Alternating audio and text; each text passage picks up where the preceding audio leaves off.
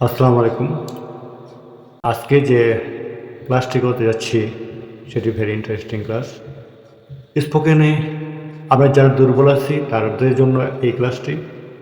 আশা করব সবাই যদি এই ক্লাসটি ঠিকমতো করেন তাহলে উপকৃত হবেন। আমরা বেসিক থেকে অ্যাডভান্স লেভেল পর্যন্ত যেতে অতি তাড়াতাড়ি কী করতে হবে, কীভাবে আমরা যেতে পারবো, শর্টকাট টেকনিকে সেটা আমরা যাব। আমরা একটা সেন্টেন্স গঠন করতে গেলে সাবজেক্ট, ভার্ব, অবজেক্ট এই তিনটি জিনিস must be need. So subject, verb, object example মাধ্যমে আমি বুঝি। যেমন আই প্লে ফুটবল, আমি ফুটবল খেলি। এখন আমি ফুটবল খেলি এই কথাটা সহজে বলতে পারলাম, কিন্তু সাবজেক্ট জানি, ভার্ব জানি, অবজেক্ট জানি। সাবজেক্ট কি? কর্তা। ভার্ব কি? ক্রিয়া, কাজ। অবজেক্ট কি? সাবজেক্ট কি করে। যেমন আই প্লে ফুটবল, আমি ফুটবল খেলি। আমি কি খেলি? ফুটবল খেলি।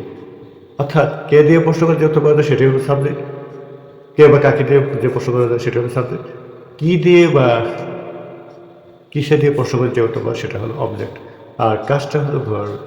আমরা সাবজেক্ট অবজেক্ট বাদে শুধু ভার্ব দিয়েও কিন্তু সেন্টেন্স গঠন করা যায়। কিন্তু সাবজেক্ট যেমন আই প্লে ফুটবল, আমি ফুটবল খেলি। আই প্লে, আমি খেলি। প্লে ফুটবল, ফুটবল খেলো।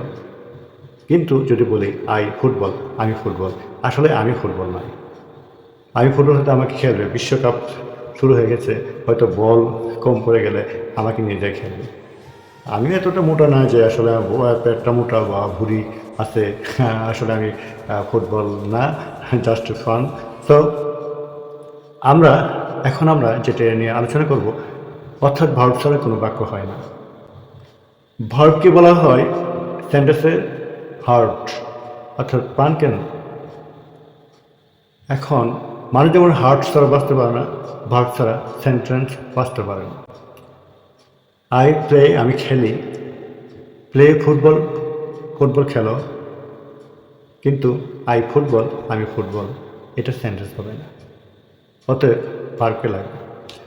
এখনও প্রশ্ন হলো যে সাবজেক্ট কোনগুলা, অবজেক্ট কোনগুলা, ভার্ব কোনগুলা। আমি এটার উপরে তার আগে আমি সাবজেক্ট এবং ভার্বের সাথে একটা কানেকশন আছে। যেমন I play, I write, you play, you write. But he play হবে না, হি রাইট হবে না। He plays, he writes. কেন? আসলে বাবা হলো একটা, মা হলো দুটো। প্রথম মায়ের 4টা সন্তান, দ্বিতীয় মায়ের 4টা সন্তান। প্রথম মায়ের 4টা সন্তানের নাম হলো আই, আমি, ইউ, তুমি, উই, আমরা, দে, তারা। এই 4টা সন্তানের সাথে যদি থাকে, ভার্বের সাথে কিছু পড়বে না, অর্থাৎ ভার্বের বেস ফর্ম হবে। আবার দ্বিতীয় মার 4টা সন্তান, হি, শি, ইট, ফাইভ, অর্থাৎ কারণ এই 4টা সন্তান যদি থাকে তাহলে ভার্বের সাথে এস বা ইএস যোগ হবে। ভার্ব ডুকে চিন্তা করি, যেমন ডু মানে করা, ডাজ মানে করা, ডিড মানে করেছিলাম, যেটা পাস্ট ব্যবহার হয়। এরা আবার 3 ভাই, do, does, did. Do does প্রেজেন্টে, ডিড হলো পাস্টে। যেমন আই ডু, আমি করি। ইউ ডু, তুমি করো। উই ডু, আমরা করি। দে ডু, তারা করে। হি ডাজ, সে করে। শি ডাজ, সে করে। ইট ডাজ, ইহা করে। ফাহিম ডাজ, ফাহিম করে। বা এখানে প্রশ্ন হলো যে এখানে কিন্তু ডাজ, তাহলে ডুটা কিন্তু মেইন ভার্ব হিসেবে ব্যবহার হয়েছে, এই জন্য হি, শি, ইট থাকার জন্য ভার্বের সাথে এস বা যোগ হয়েছে। তাহলে দুটা এখন মেইন ভার্ব হিসেবে কাজ করছে। আর কখন অক্সিলারি ভার্ব হিসেবে কাজ করবে? একটা ভার্বই 2 রকমে কাজ করে, কখনো মেইন ভার্ব, কখনো অক্সিলারি ভার্ব। ডু কিন্তু আসলে অক্সিলারি ভার্ব। তো যেমন আই ডু আমি করি, আই রাইট আমি লিখি। আমি যখন বলবো যে ডুয়ে যায় তো আমি রাইট দেবো। আই রাইট আমি লিখি, ইউ রাইট তুমি লেখো, উই রাইট আমরা লিখি, দে রাইট তারা লিখি। হি রাইটস সে লেখে, সি রাইটস সে লেখে, ইট রাইটস ইহা লেখে, ফাইম রাইটস ফাইম লেখে।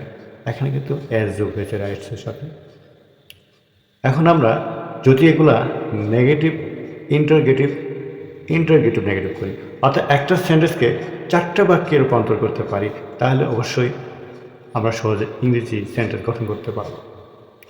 সো যেমন আই ডু আমি করি, আই ডোন্ট ডু আমি করি না, ডু আই ডু আমি কি করি, ডোন্ট আই ডু আমি কি করি না।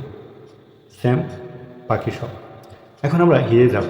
হি ডাজ সে করে, হি ডাজেন্ট ডু সে করে না, ডাজ হি ডু সে কি করে, ডাজেন্ট হি ডু সে কি করে না।